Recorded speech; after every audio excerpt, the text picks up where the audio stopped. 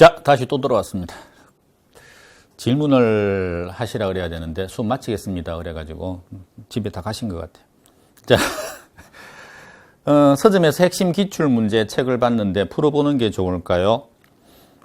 기출문제는 당연히 풀어보는 게 좋죠. 기출문제는 문제를 풀어보는 것보다는 강의를 듣는 게 월등히 좋습니다.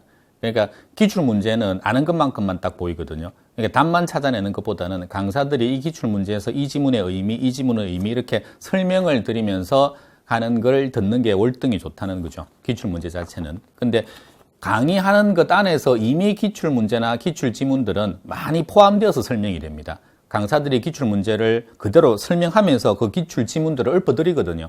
그러니까 많이 익숙해져 있는 상태예요. 그러니까 기출지문 연습이 충분히 되어 있는 상태 같으면 굳이 뭐 기출문제를 또 사가지고 할 필요는 없는데 그게 아니다 그러면은 풀어볼 필요성이 있죠. 특히 강의를 들을 필요성이 있죠. 그러니까 학개론 같은 경우에는요. 제가 그 기준을 말씀드릴 수 있는 게 6월달 전국 모의고사가 기출문제에서 상당히 많이 냈습니다. 그러니까 6월 모의고사 성적이 상대적으로 난 상당히 좀 낮다. 다른 모의고사보다. 그러면 기출문제 공부가 좀 덜 되어 있는 거죠. 그러면 기출문제 공부를 하시는 게 좋아요. 하시는데 강의를 듣는 게 제일 좋고요. 그건 여러 번 들어도 됩니다. 두 번째, 강의 들을 여건이 전혀 안 된다. 그러면 기출문제 집을 사서 푸시되 해설이 충실히 잘 되어 있는 기출문제를 사서 푸시는 게 좋습니다. 그래서 그렇게 하시고 8월 달도 학개론 같은 경우에는 그 기출문제 중심으로 해서 모의고사가 나왔거든요. 그러니까 8월에 또 성적이 잘 안 나왔다. 그러면 그분도 기출이 많이 떨어져 있는 거니까 기출문제 공부 많이 하시는 게 좋습니다. 그리고 장판지 같은 경우는 지금 푸시지 말고요. 지금 여러분들 실력 테스트 한다는 것보다는 실력 테스트는 한 달에 한 번 전국 모의고사 치는 걸로 충분하니까 장판지는 시험 치기 한 열흘 전 그때 되면 강의도 없고 공부할 자료도 많이 없고 그런 경우 꽤 있습니다. 그러면 그 장판지 문제 풀면서 그냥 문제 푸는 그 스킬이 있죠. 이런 것들 연습해 보시는 게 좋아요. 그때 푸시는 게 좋습니다. 안 풀어도 상관은 없고요. 자, 그다음 답안지 작성 시 연필로 먼저 체크해 놓고 컴퓨터용으로 마킹해도 되는지요? 연필로 뭐 진하게 막 이렇게 하는 것 아니면 간단하게 탁탁 이렇게 해나가는 것 정도면 뭐 뭘로 하셔도 상관은 없습니다. 근데 뭐 지금 이건 답안지 작성하는 요령이라든지 이런 것들은 별도로 그럼 한 30분 정도 시간 투자해서 제가 카페에다가 올려놓은 게 있거든요. 뭐 가져가야 된다, 시험에서 어떻게 해야 된다, 그거 자세하게 설명해 놓은 게 있으니까 그 제 카페에 들어가셔가지고 그쪽에 들어가시면 저한테 질문을 하시든지 하면 제가 이거 보세요라고 할 테니까 그 동영상 찍어 놓은 걸 참고를 하시고요. 그 다음에 7월에 공부를 시작한 사람입니다. 인강 수강생인데 지금 시작해서 합격할 수 있을까요? 너무 막연한 질문이죠. 나이가 몇 살인지, 하루에 공부할 수 있는 시간이 얼마나 되는지, 동차를 말하는지, 일차를 말하는지 아무런 정보도 없이 그냥 7월에 공부 시작했습니다. 합격할까요? 절대적 시간이나 이런 걸 따지면 합격할 수 있습니다.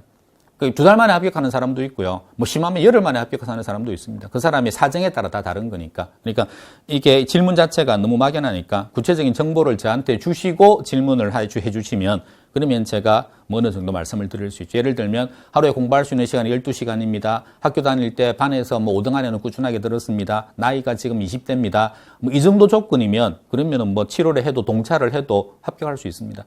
근데 그렇지 않고 공부가 뭐 그렇게 뛰어나지 않다든지 그러니까 여러 가지 여건이 다른 거니까 그러면은 뭐 동차는 무리겠죠. 근데 7월에 시작해도 웬만한 분들이면 1차는 충분히 합격할 수 있는 시간이니까 동차는 제가 자신을 못해요. 상황에 따라 다른 건데 그렇게 이해하시면 되겠고요. 그다음 박문강 모의고사에서 몇 점 정도 나오면 합격선인가요?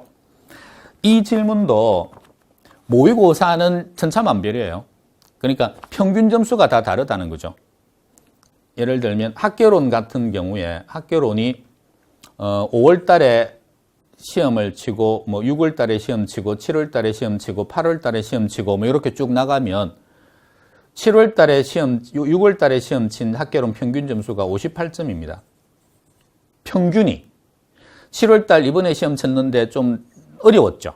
제 생각에 평균이 뭐 40점대에서 그렇게 뭐 높게 나올 것 같지는 않은데 만약에 이 시험이 40점이라고 한다면 그러면 객관적으로 평균이 20점 가까이 시험이 차이가 나는데 내 점수가 60이라 그래가지고 몇 점 이상이면 합격한다 이거는 말하는 게 맞지 않죠.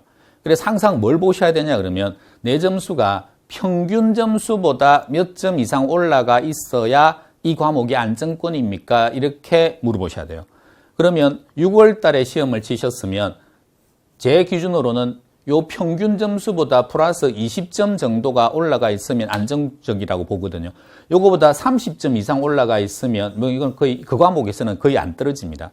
그래서 20점 정도로 본다면 58점인 시험이었으니까 6월 달이 그러면 평균 하면 얼마입니까? 78점 이상을 받았으면 안정권인 거고 그다음 7월 달 시험 같으면 40점이 평균이라고 본다면 그러면 20점 더하면 60점만 받아도 나는 학교로는 안정권인 거죠. 학교로만 그런 게 아니고 모든 과목들이 다 마찬가지입니다. 이게 평균 점수가 들쑥날쑥하거든요. 그래서 평균과 기준으로 해야 된다. 이것도 제 카페에 이거 질문하신 분 알고 싶으시면 제 카페에 오시면 자기 점수 기록하라고 하는 점수 기록방이 있습니다. 거기에 기록을 해주시면 제가 각 과목마다 평균 점수 대비해가지고 당신 점수가 평균보다 그러면 민법은 플러스 몇 점이다. 학교로는 플러스 몇 점이다. 전체적으로는 플러스 몇 점이다. 안정적이다. 불안하다. 이런 것들을 다 기록을 하고 지금 알려드리고 있거든요. 그러니까 거기 와가지고 기본적인 점수를 알려주세요. 몇 월 달 시험에 점수가 몇 점이 나왔다. 무슨 과목이. 그러면 거기에 맞춰서 제가 알려드릴 수 있습니다. 지금 이것도 너무 좀 막연합니다. 몇 점 정도 나오면 합격선인가요? 평균 플러스 20점. 요렇게. 자, 그 다음, 순영업 1보다 크면 뭐죠? 놓쳤다. 부채 서비스액. 자, 부채 감당률. 이게 시험 100%입니다. 중요하니까. 요거 딱 튀어나오자마자 요거 동의어 가무다. 그러면 부대순이다. 부대순. 그럼 적을 때 부, 대, 순. 요렇게 적으시라고요. 부대할 때 대가 뭐에 대한 요 말입니다. 요 대한. 그래서 부대순 요렇게 적으라. 그러면 밑에가 부채 서비스액이고요. 위에가 순영업 소득입니다. 그러니까 부채 감당률이 요거라는 걸 바로 즉각적으로 알아야 된다는 거죠. 요게 1보다 크다. 이게 1보다 크다. 그럼 뭐가 뭐보다 크다는 이야기입니까? 위에 게 밑에 거보다 크다는 거죠. 다시 말하면 순영업 소득이 200이고 부채 서비스액이 100이다. 그러면 요 값은 200 나누기 100이니까 2가 되는 거죠. 그러면 부채 감당률이 2가 되는 거니까 1보다 큰 거죠. 그러니까 그 어떤 부동산의 순영업 소득이 거기서 버는 소득이 그 부동산이 갚아야 되는 부채 서비스액보다는 더 크다. 그 부동산은 괜찮은 부동산이다. 이런 의미입니다. 이걸 질문하신 것 같고요. 자기자본 수익률 구하는 거 지금까지 공식 외우고 풀어왔는데 강의 듣다 보니 결론은 같은 게 되게 이상합니다. 저는 하나도 안 이상합니다. 그리고 공식 가지고 푸는 것보다는요. 공식은 응용이 돼버리면 못 풉니다. 딱 그 단어가 이렇게 나와줘야 되는데 그래서 그림으로 푸시는 게 훨씬 좋습니다. 그리고 그림은 한번 익혀져 놓으면 안 까먹습니다. 공식은 딱 이거 한 두 달만 안 해버리면 공식이 가물가물해요. 비슷한 공식들이 많아서. 근데 그림은 다 개별적으로 확연하게 다르거든요. 그래서 그림으로 가시는 게 훨씬 낫다. 해본 사람들은 압니다. 해본 사람들은. 자, 그 다음 부채 감당률 순영업 소득 외우는 방법 다시 부탁드립니다. 조금 전에 했는데 부대순, 순대총, 분자, 분모, 위치가 자꾸 헷갈립니다. 부대순 적어볼게요. 부대순 이거고요. 순, 대, 총. 부에 대한 순의 비율, 순에 대한 총의 비율 이런 겁니다. 그래서 아래 거에 대한 위에 거의 비율 이런 말이에요. 그래서 이게 습관화되면 됩니다. 그 다음에 어림셈법 공식 외우는 게 너무 힘들고 용어가 익숙하지 않아 헷갈리는데 꼭 외워야 하나요? 꼭 외워야 합니다. 그리고 많지도 않고요. 제가 오늘 하면서 하라고 한 건 4개밖에 없잖아요. 다시 해드릴게요. 복잡한지 안 복잡한지 보십시오. 그리고 용어가 익숙하지 않아 헷갈린다. 용어가 익숙하지 않은 건 익숙하게 만들어야지. 그건 방법이 없습니다. 처음 공부하는 사람이 용어를 익숙하게 만들 수 있는 좋은 방법이 있으면 저한테 좀 알려주세요. 제가 좀 배우게. 그러니까 생소한 용어를 익숙하게 만드는 방법은 자주 보고 자주 이야기하고 내 걸로 만드는 방법밖에 없는 거죠. 어려운 내용을 이해하는 건 뭐 특별한 방법이 있을지 몰라도 단어를 익숙하게 만드는 건 자꾸 쓰는 방법밖에 없어요. 그러니까 그래서 많이는 하지 말고요. 적당히 조금만 하고. 첫 번째, 자, 요렇게 갔습니다. 그러면 여기에 100인데 빌린 돈이 80이다. 내 돈이 20이었다. 여기에서 비율 두 개 나온다고요. 첫 번째가 대부 비율 나옵니다. 대부 비율이면 요거 아래 위로 대부 비율 80 나누기 100. 요걸 대부 비율이라고 한다. 그럼 비율 하나 끝났죠? 두 번째, 부채 비율은 부채 옆에 붙여 옆에. 그러면 요거 나누기 요거 한 개 부채 비율입니다. 80 나누기 20 하니까 4 나오죠. 그럼 400%거든요. 그래서 요 그림을 통해서 대부 비율과 부채 비율 두 개는 끝. 두 개 됐고. 그다음 더하라고 하는 게 부채 감당률. 부채 감당률이면 방금 한 부대순. 순소득 성수. 그러면 순자로 시작하니까 순대총. 요거 두 개 하라는 건데 이게 뭐가 그렇게 복잡하고 이게 할 게 뭐가 헷갈린다는 겁니까? 그러니까 나머지를 다 하려고 하지 말고요. 13개 욕심내지 말고 이것만이라도 좀 하라는 거죠. 이것만이라도. 자, 그 다음에 부채 비율 50%가 왜 100이 되는지 설명 부탁드립니다. 질문하시는 게 뭔지를 부채 비율이 50이다. 부채 비율 50%부터 해볼게요. 그리다 보면 뭘 질문하시는지 알 것 같으니까. 자, 부채 비율이 50%면 여기가 무조건 50이에요. 그리고 부채 비율이 50이니까 이거죠. 옆으로 부채라 그랬으니까 그럼 여기가 100인 거예요. 대부 비율이면 이게 100이고 부채 비율이면 이게 100이고 자, 얘가 100이면 여기는 150이죠. 합친 거니까. 그러면 대부 비율은 몇 프로입니까? 그럼 이거 나누기가 하면 된다고요. 50 나누기 150. 그럼 계산기로 두드려 보세요. 50 나누기 150이 뭐냐? 이거 질문하신 것 같아요. 이거. 다시요. 연습 하나만 더 해볼게요.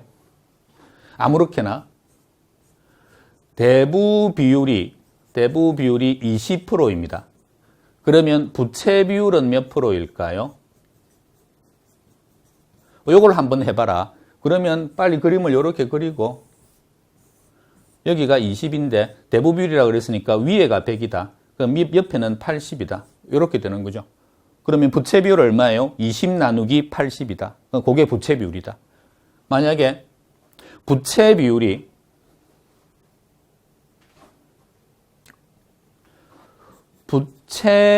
비율이 20%다. 그러면 대부 비율은 얼마입니까? 이렇게 물었다. 그러면 이렇게 똑같이 그리는데 이번에는 얘가 20인데 부채 비율이 20이니까 여기가 100인 거죠. 100. 옆에가. 대부 비율이면 위에가 100이고. 그래서 이렇게 가지고 합치면 합친 건 120이구나. 그러면 대부 비율은 20 나누기 120. 이렇게 하는 게 대부 비율이 됩니다. 자, 그 다음에 기대 수익률을 구하는 계산법에서 아까 코페스타다라고 한 거 있죠. 상가 오피스텔 아파트 구분이 위쪽의 가로로 올라가는 경우는 어떻게 계산할까요? 아까 말씀하신 대로 그냥 버릴까요? 제가 아까 알려드린 틀이 있잖아요. 그 틀대로 계산이 안 돼. 이건 이상해. 옆으로 이렇게 못 곱하겠어. 버려요. 지금까지 그렇게 나온 적이 거의 없기 때문에. 그러니까 그렇게 나오는 건 당연히 왜? 지금 풀고 있는 기대 수익률 구하는 아까 코페스타다 하는 거 있죠. 그것도 난이도가 최상짜리입니다. 그렇게 풀지 않으면 아무도 못 풉니다. 그걸 이해해가면서 막 이렇게 그러니까 그거 푼다는 것 자체가 굉장히 칭찬받을 짓이기 때문에 그것보다 좀 이상한 게 나왔다. 그 틀에 안 들어와진다. 그러면 풀지 말라는 거죠. 그러니까 풀 수 있는 것만 풀자. 제가 틀을 알려드리는 게 제가 계산 익힌장 해가지고 다시 시간 조금 있으니까 오늘 한 거 전부 다 해서 제일 강조하는 게 뭐냐 그러면 늦게 시작하신 분들 안 그러면 일찍 시작했지만 점수가 개론이 60점 이상으로 못 올라가고 있는 분들 공통입니다. 익히지 않아서 그렇습니다. 익힘이 부족한 거죠. 그러니까 그 익히고 싶은데 익힐 수 있는 자료가 없다. 그러면 그 익힐 자료를 좀 줘라. 그러면 제 카페 오셔가지고 그 익히는 자료 있으니까 그거 가지고 한 달 정도 죽었다 생각하고 한번 익혀보라는 겁니다. 속았다 생각하고 그래도 점수 안 나오느냐.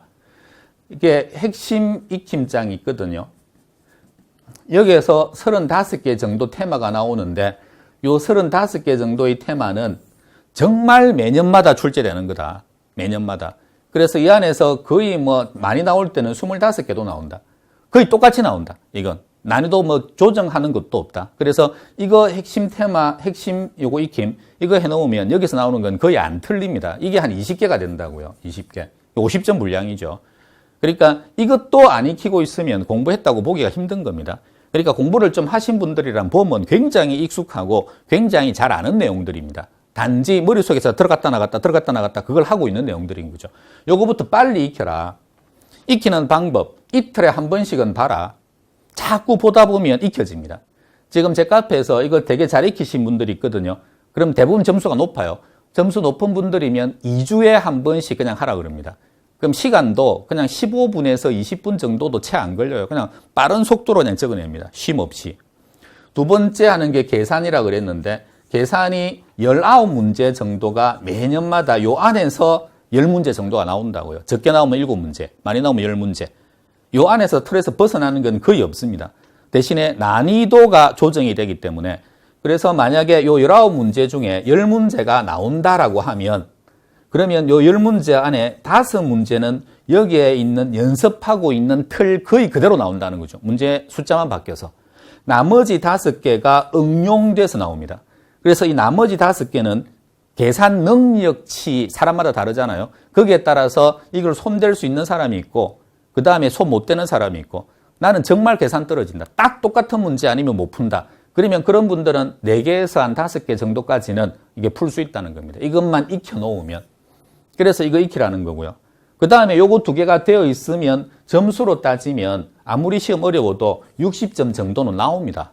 개론에서. 그 다음에 이게 되어 있는 사람이면 기타를 하라는 거죠. 기타. 기타까지 하면 점수가 75점 정도까지는 커버가 된다. 그 다음부터는 개인 능력치에 따라 가지고 점수가 확 올라가는 사람도 있고 뭐 여기서 머무르는 사람도 있고 조금 떨어지는 사람도 있겠죠. 그래서 요거 3개의 김장 하는 건 꼭 좀 했으면 좋겠습니다. 여러분 노력이 필요하거든요. 여러분들이 강의 듣는 건 되게 좋아해요. 그냥 틀어놓고 강사들이 이야기하면 그냥 계속 들으면 되니까. 그리고 그게 전부 다 내 걸로 되는 것 같죠. 그 순간에는. 근데 그게 시간 지나면 하나도 내 게 아니라는 거죠. 그냥 흘러간 거지. 그러니까 그걸 내가 볼펜을 잡고 연습장을 잡고 그다음 적어가면서 머릿속에다가 각인시키는 작업을 자꾸 하셔야 되는데 그건 하기 싫다는 거죠. 그게 귀찮거든요, 되게. 그러니까 그 작업을 하루에 20분이든 30분이든 그런 식으로 해서 계속 적으면서 하는 것만 좀 해주시면 그러면 우리 시험에서 큰 어려움 없이 합격할 수 있을 겁니다. 그리고 다 이 합격할 수 있는 기본적인 자질들이 다 있는 분들이에요. 있는 분들이니까 자기 자신을 너무 낮게 보지 마시고 충분히 할 수 있습니다. 쓸데없는 공부하지 마시고 자기 자신을 믿고 공부하시고 그러면은 좋은 결과 나올 거다. 자, 화이팅입니다. 마치겠습니다.